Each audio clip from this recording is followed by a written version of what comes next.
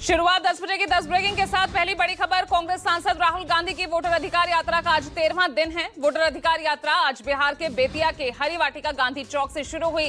राहुल की यात्रा में भारी संख्या में भीड़ उमड़ रही है। यात्रा में आज कर्नाटक के सीएम सिद्धारमैया और राजस्थान के पूर्व डिप्टी सीएम सचिन पायलट भी शामिल होंगे। ये यात्रा जादवपुर सिवान होते हुए सारण तक जाएगी।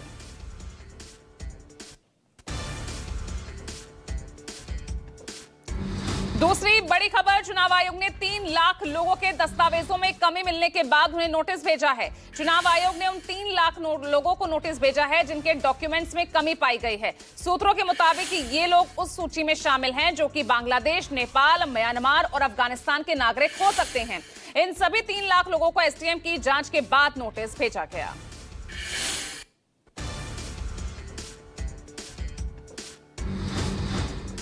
तीसरी ब्रेकिंग, जापान दौरे पर पहुंचे पीएम मोदी का टोक्यो एयरपोर्ट पर भारतीय समुदाय ने ग्रैंड वेलकम किया। प्रधानमंत्री मोदी आज जापान के पीएम शिगेरो इशिबा से मुलाकात करेंगे। इसके साथ ही भारत जापान वार्षिक शिखर सम्मेलन में भी शामिल होंगे। यात्रा पर जाने से ठीक पहले पीएम मोदी ने कहा कि इस यात्रा के दौरान दोनों देश विशेष रणनीतिक और वैश्विक साझेदारी के अगले चरण को आकार देने पर ध्यान देंगे।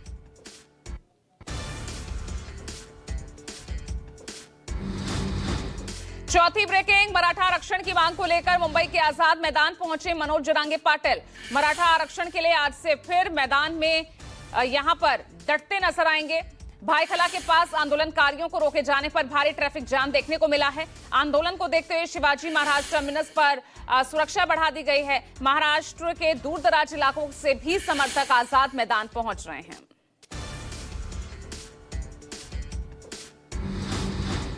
पांचवी ब्रेकिंग, संघ के 100 साल पूरे होने के कार्यक्रम में आरएसएस प्रमुख मोहन भागवत का बयान। उन्होंने कहा, मैंने कभी नहीं कहा कि 75 साल में रिटायर हो जाना चाहिए। भागवत बोले, मैंने कभी ऐसा कहा नहीं कि मैं या कोई और रिटायर हो जाए। आरक्षण को लेकर भी मोहन भागवत का बयान सामने आया। उन्होंने कहा कि जब तक समाज चाहे तब तक आरक्षण रहना चाहिए। सरकार के किसी भी काम में संघ कोई हस्तक्षेप नहीं करता।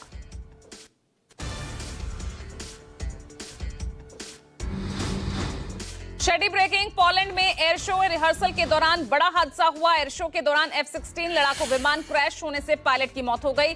फाइटर जेट के क्रैश का लाइव वीडियो सामने आया। आपको बता दें, एयर शो के पहले ये हादसा हुआ है और एयर शो जो है इसी हफ्ते के अंत में होने वाला था।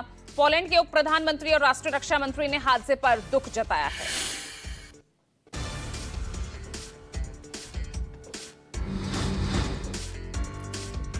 सातवीं ब्रेकिंग, उत्तराखंड से जहां बादल फटने से फिर 2 जगह भारी तबाही देखने को मिली है। चमोली और रुद्रप्रयाग में यहां बादल फटने से भारी तबाही मची। चमोली के देवाल में आई तबाही में 2 लोग लापता बताए जा रहे हैं।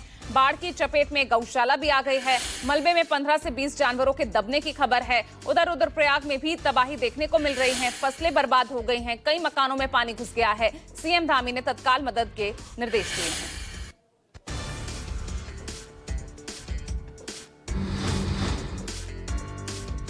8वीं ब्रेकिंग, पंजाब से जहां 7 जिले बाढ़ से प्रभावित हैं। सबसे ज्यादा कपूरथला जिले में बाढ़ का कहर है। कपूरथला के सुल्तानपुर लोधी और मंड इलाके में ब्यास दरिया का पानी आने से हजारों एकड़ फसल नष्ट हो गई है। उधर मौके पर एसडीआरएफ, एनडीआरएफ की टीम लगातार लोगों को रेस्क्यू कर रही है। प्रशासन बाढ़ प्रभावित लोगों तक लगातार मदद पहुंचा रहा है। पंजाब सरकार ने जालंधर में राज्य स्तर का फ्लैट कंट्रोल रूम बनाया है। उधर मंत्री मोहिंदर भगत ने केंद्र सरकार पर हमला बोलते हुए कहा कि केंद्र सरकार पंजाब की कोई मदद नहीं कर रही। एक बार भी सीएम को कोई कॉल नहीं आया।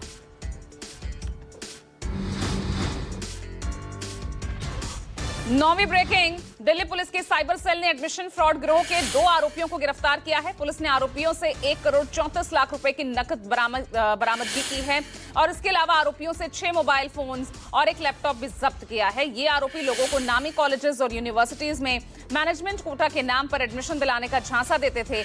आरोपियों के खिलाफ पहले से ही 31 शिकायतें दर्ज हैं। और 10वीं ब्रेकिंग, जहां आज से नीतीश खेल महाकुंभ की शुरुआत करने जा रहे हैं। सीएम नीतीश कुमार इस कार्यक्रम की शुरुआत करेंगे। इस टूर्नामेंट में एशिया की 8 शीर्ष हॉकी टीम्स भाग ले रही हैं। विजेता टीम को सीधे हॉकी विश्व कप में प्रवेश का अधिकार मिलेगा। इस टूर्नामेंट में कुल 8 टीमें हिस्सा ले रही हैं।